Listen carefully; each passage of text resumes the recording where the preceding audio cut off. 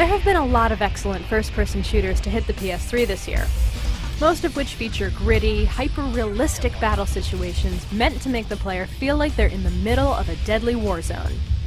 But what I want to know is, where are all the space pirates? Bulletstorm, by Polish developer People Can Fly, alongside Epic Games, is a shooter that puts the wild, crazy fun back into a genre that has become a little too serious of late. That is disgusting! So tell us about the backstory of the game. He was part of this confederation, right? And he was pulling these hit jobs, and then something happens at the beginning of the game where the crap hits the fan, and he winds up essentially exiled from them. He winds up kind of the edge of space.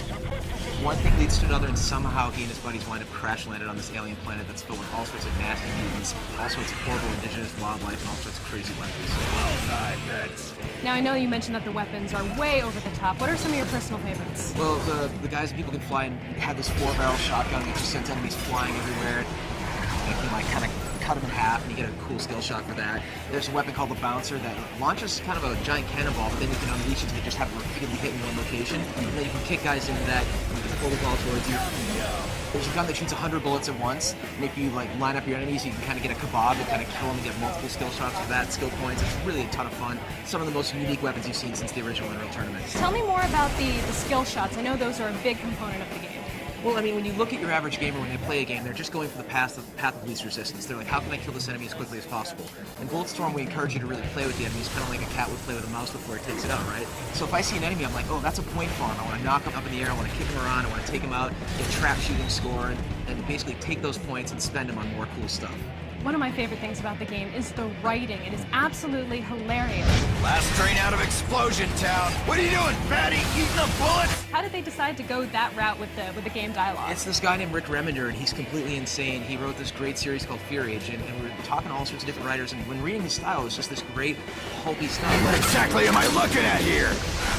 Whatever it is, your buddy's inside it. No, his signal's coming from below. Probably already him out. Quit cheering me up and shoot it! I mean, you're going to see this stuff quoted on forums for years to come.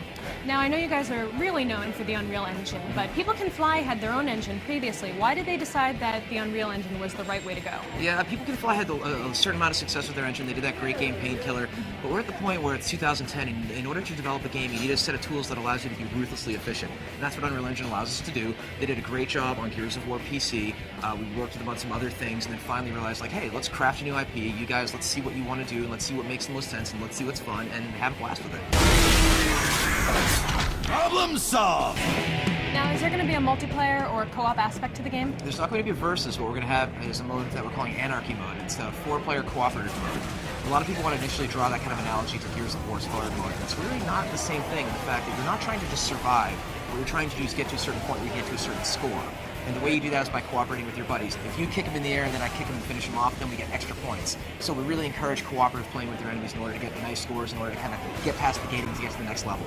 What's Echo Mode? So Echo Mode is a way that you can play the game where you take kind of the best little snippets and the best combat sections from the campaign and play it as fast as you can to kind of get the best points that you can.